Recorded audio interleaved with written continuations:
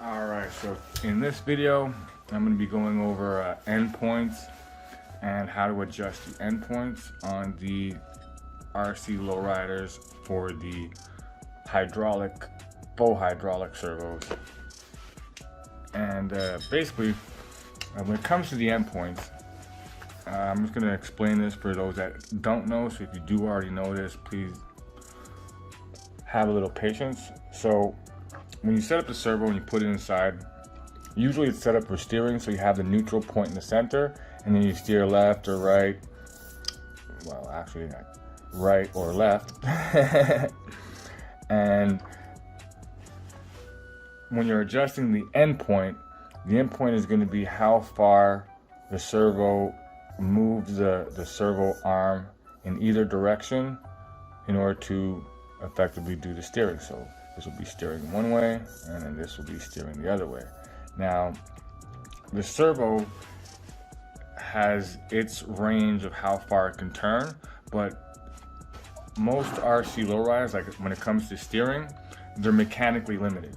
So you only have a certain amount that you can actually turn the wheel before the mechanisms, the arms and stuff hit into each other, cause conflict. So you need to tell the servo where that point is, otherwise it won't know. And it will try and steer even further than it can go, and oftentimes if you have a strong servo, this will lead to broken suspension parts, and you'll hear the servo forcing itself. It'll start chirping, which lets you know that your servo is working a lot harder than it's supposed to and could be burning itself up.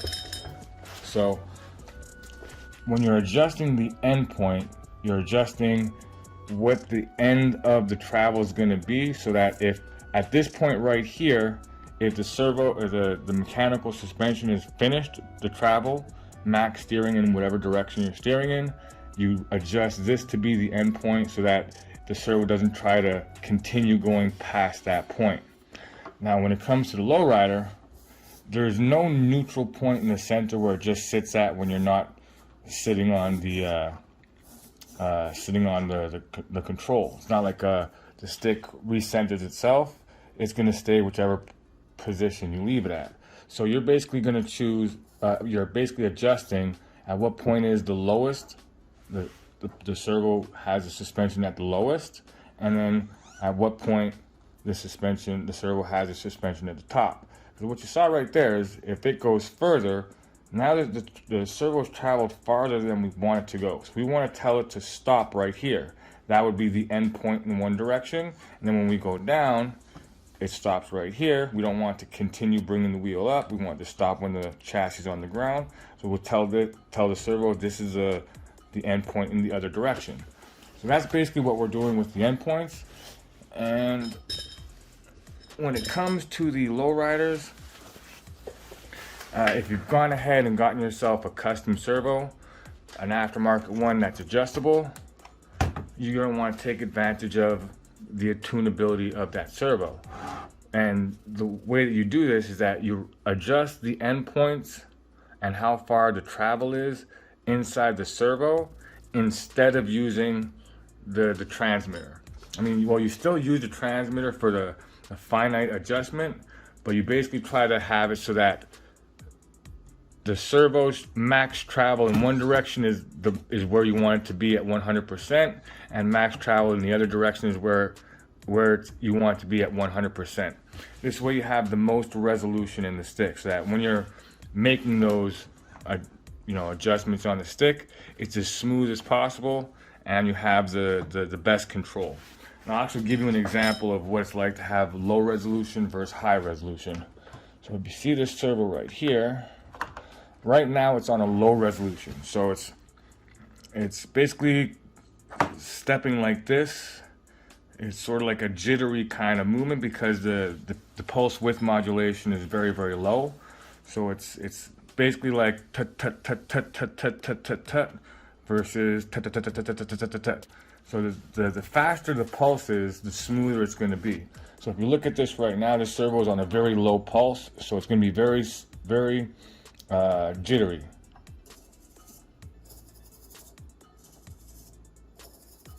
And if I change that pulse width higher, it's going to be smoother.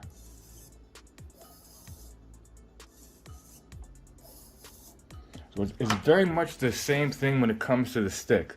The higher the resolution you have, the more smooth the stick control is going to be. The lower resolution it is, the more jittery that control is going to be. So we want to have it as smooth as possible. So, and we have adjustable servo, so why not take advantage of that? So what I do is I'm going to show how to adjust the endpoints, but I'm also going to go further and I'm going to show how to also adjust the servo so that you have the endpoints in the controller as close to 100 in either direction as possible, so that we have the full resolution on the controller stick, and most of the limitation of the travel of the servo is done inside the servo's programming itself.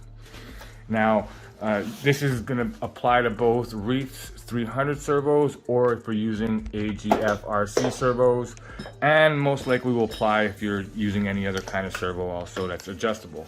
Most servos have the same standard adjustments. All right, so you got your new servo. You hooked it up into the back.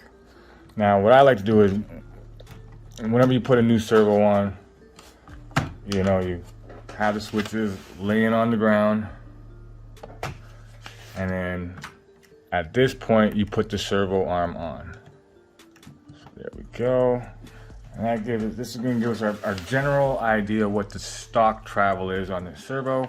We haven't made any adjustments, so it's factory settings on the servo, and on the controller it's 100 on the endpoint for this corner. So let's go ahead and, ooh, look how much that goes past where we want to go. So when it comes to setting the endpoints for the servos, the top endpoint, which is going to be going up, is going to be how far it travels this way. So we're going to adjust the endpoint to stop right there. And hold on. As we see here, it pulls the wheel off the ground a little bit. So we're going to adjust the endpoint so that it doesn't bring the wheel off the ground. So first thing we're going to do is go ahead and adjust this here until the wheel touches the ground.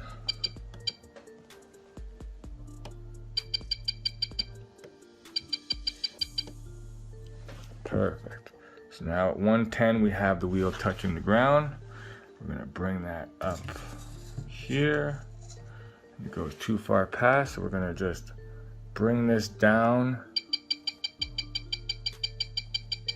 until it's right where we want it. Perfect.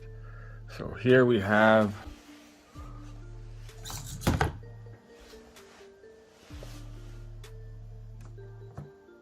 it seems like it's still working the servo a little bit. Let's see. No.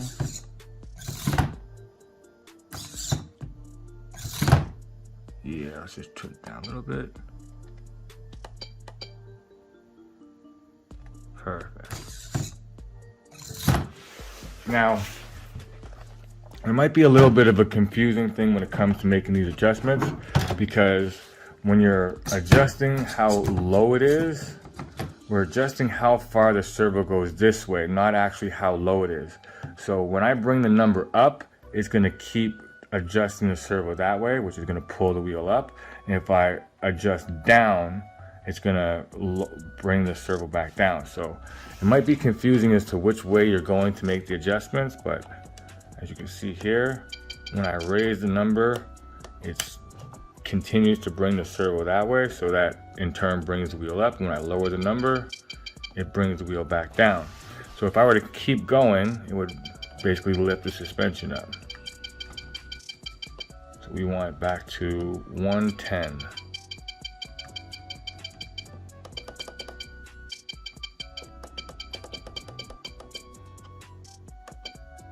There we go. And that has the servos exactly where we want them. Now, you can just stop right here. You can be like, okay, my endpoints are 110, 80. But I like to have my endpoints all at 100. This way I have that best resolution.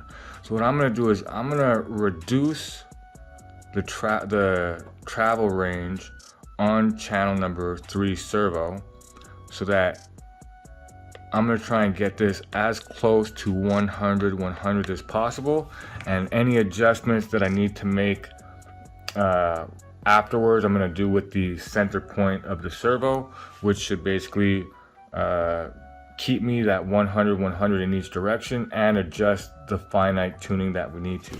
So what I'm gonna do is I'm gonna go ahead and 110/80. So the first thing I'm gonna do is I'm gonna disconnect the servo, go over to the computer, and I'm gonna go ahead and make the adjustments to the travel range, and then we're gonna come back and try and get I'm gonna try and get the position of the servo to be 100 on the remote. Alright, so this is the adjustments that I basically made to this servo. The travel range, I have it down to 115. Now this doesn't necessarily mean that all servos are going to use 115 and it'll fit the exact same. You kind of got to just double check with them. I also turned the servo neutral point to 0, because the servo neutral point is what I'm going to use to do any fine tuning after I figured out exactly where the 100 travel range is, and I'm thinking it's 115. So we're going to go ahead and send this over to the Lowrider and see how this works.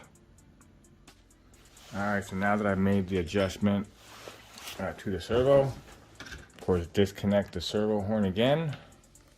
Okay, we're always starting from the low point, so we start always sticks down and servo off. Everything is plugged in. So now we're going to make sure we bring the adjustments down here to 100, and this one's going to be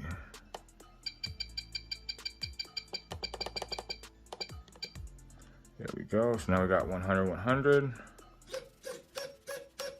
Bring back down again, and now we put the servo horn on.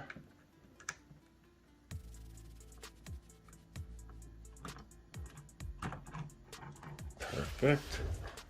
And if I have to make any adjustments, I'll make them to the neutral point. I zeroed it out on the programmer, so I'll make an adjustment there. But it seems like I'm actually pretty good. It seems like that is exactly where I want it to be. Put it down a little bit. Let's see.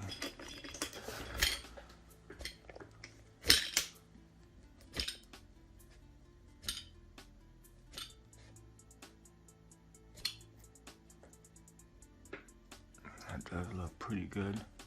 I don't hear the servos chirping out.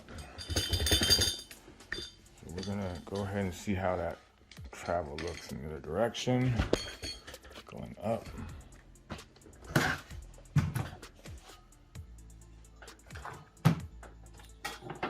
Okay, so perfect.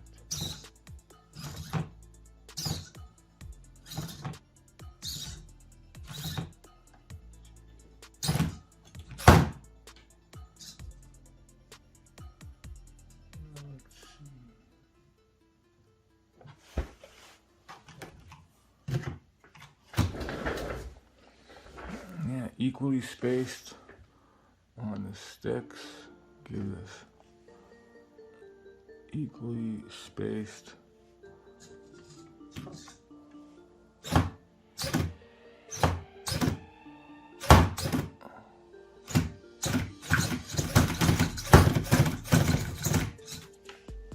All right.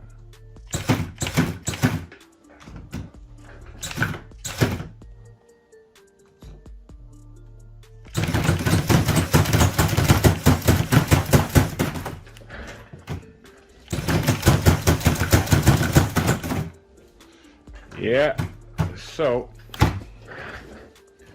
we have both servos, bottom and top, on 100, 100. So the last one I gotta do is my steering servo. But on my other servos, as you can see, everything is on 100, 100, 100, 100, 100, 100, 100. All right, yeah. So that's basically how you basically refine the servo settings in order to have the servos working the best for this platform itself. Oh yeah, I also thought I just might add in the reason that I'm not really worried about the body on when I'm making these adjustments. If you've lowered the body in both the front and the rear, the body is going to sit on the ground. So you have to have the body on in order to know what the lowest point is. I have mine set up so that I only did a body drop in the front. The back is basically stock ride height. So the body line follows the line of the undercarriage over here, and the actual RC sits on the frame when it's at its lowest point. So I don't really need to have the body on. All I gotta do is make sure that it's adjusted to when it's at the lowest point, it's sitting on the frame, and then that's that. The body's gonna be going right along with this line right here, so it'll be at the lowest point. We'll just put that on here.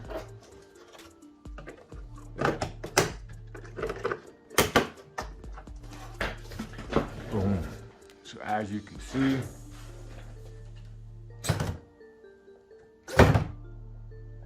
body is set at the lowest point, and it should be the same thing on the other side. Boom. All right, and the last thing was my steering servo.